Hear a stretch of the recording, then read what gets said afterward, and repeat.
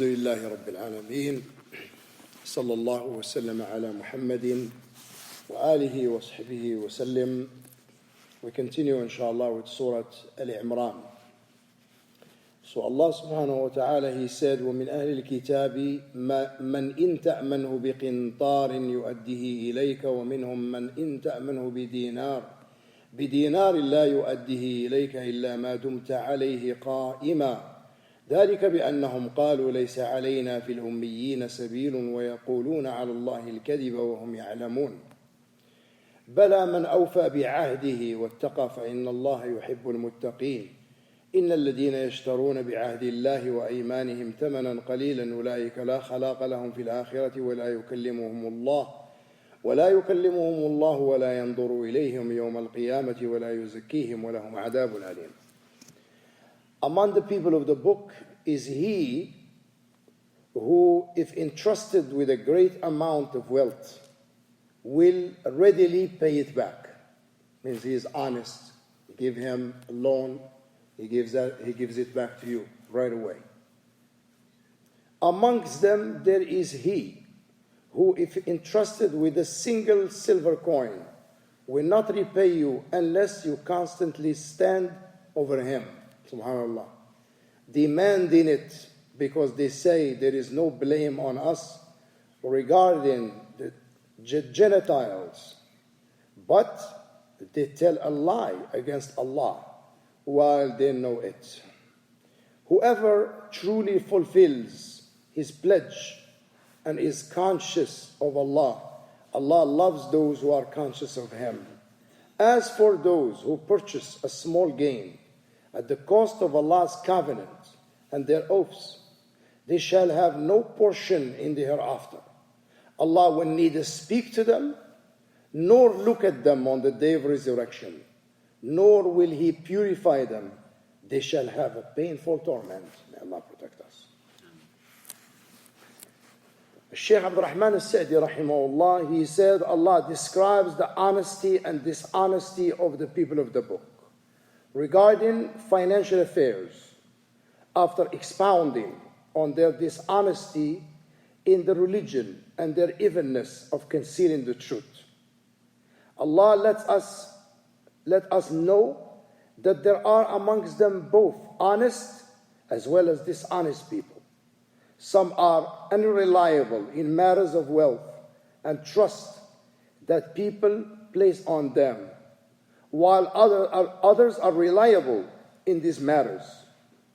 There are people amongst them, if entrusted with a qintar, which is a great amount of wealth, will readily pay it back, and they will surely return a small amount, because if they return a big amount, most likely they're going to return a small amount. There are others amongst them who, if entrusted with a single silver coin, will not repay it and will surely fail to return an even larger amount. They have become habitual in their wrangling and corruption because they think that there is no blame on us regarding the Gentiles. That is, will not be a sin upon us to not return the money to the unlettered Arabs.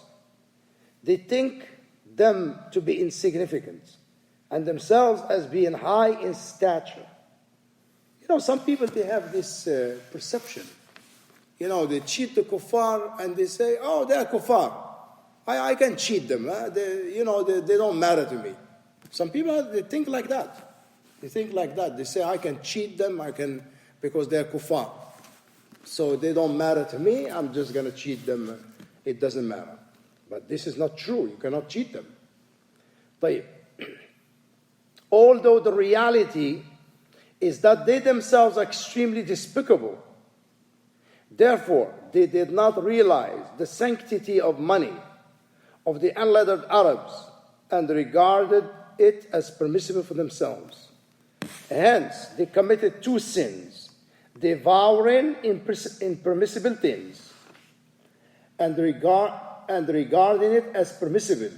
May Allah protect us from that. Wow. The belief similar to placing an allegation on Allah, because the scholar who declares the impermissible as permissible is in the eyes of the people seen as conveying Allah's commandment and not his own. See, this is very dangerous. When a scholar deems something permissible, he said, it's halal for you to go get a mortgage. You know, there are some, they say this. They say it's halal for you to get a mortgage through the conventional banks, not the Islamic banks. This is, of course, it's haram. But you say, well, we have the fatwa of Imam Abu Hanifa, rahimahullah, right? But Imam Abu Hanifa, his fatwa is about Dar al-Harb. You know Dar al-Harb, right? Dar al-Harb, like a country of the kuffar, where the kuffar are at war with us. That's called Dar al-Harb, right? So he said in Dar al-Harb you can do that. But America is not Dar al-Harb. We're not in a war with them, or Europe. You understand? You have an agreement with them. You came to their country with a visa, you came to a country, and you enter the country with an agreement with them. You see? So it is not permissible to buy a house with mortgage. This is an example. Because there are some who say this. They say you can buy like Yusuf al-Qaradawi.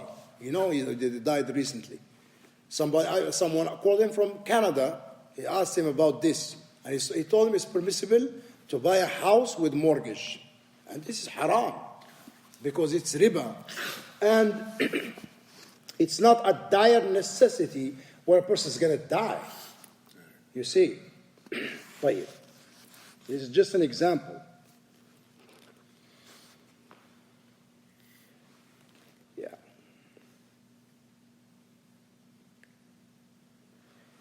And then the Shaykh rahimahullah ta'ala, he said, the wealth of the unlettered Arabs, in fact, you will be punished severely for it. If you take anyone's wealth, this is haram. You cannot take anybody's wealth.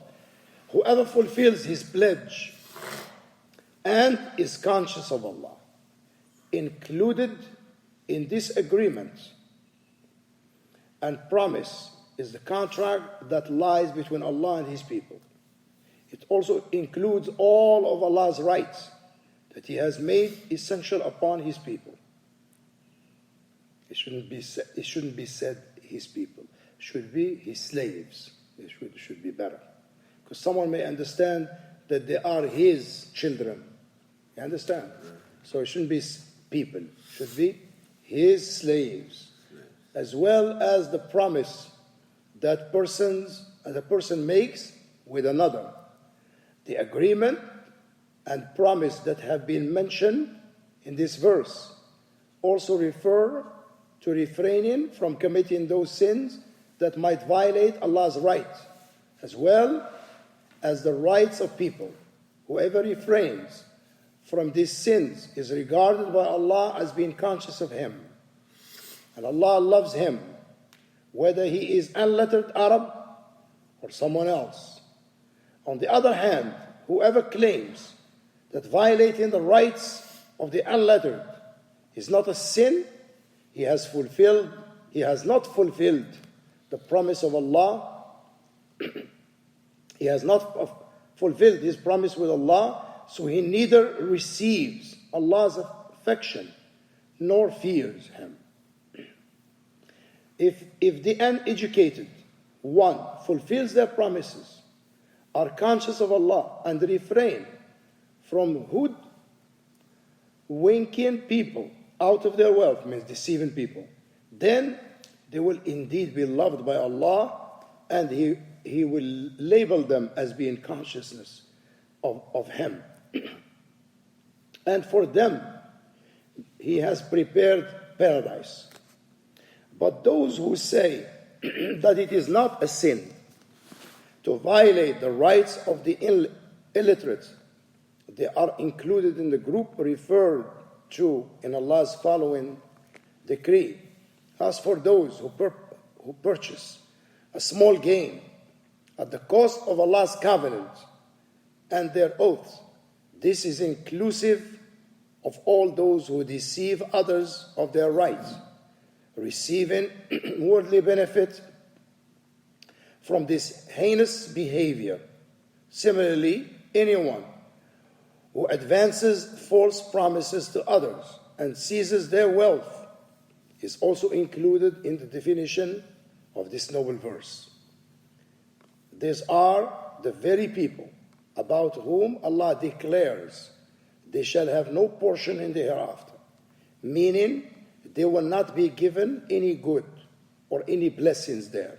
Allah will neither speak to them, that is, Allah's anger towards them will be such that on the day of resurrection, He will not speak to them, because they prefer their worldly whims and desires over Allah's pleasure. May Allah protect us. Nor will He purify them. Allah will not absolve them of their sins and will not pardon them for their mistakes. And they shall have a painful torment, which will not only offer them physical suffering, but their souls will also feel the agony of that torment. That torment includes Allah's wrath, being deprived of His splendorous view. Allahu Akbar. Subhanallah al-Azim. So they will be deprived of seeing Allah on the Day of Judgment. May Allah protect us. This is huge. And the sufferings of hell, we ask Allah to protect us from this torment. Allahumma ameen. Wow. So these are verses in Al-Imran. Al-Imran. Okay.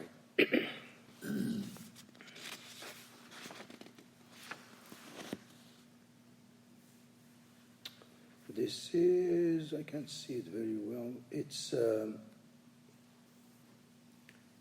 77, verse 77.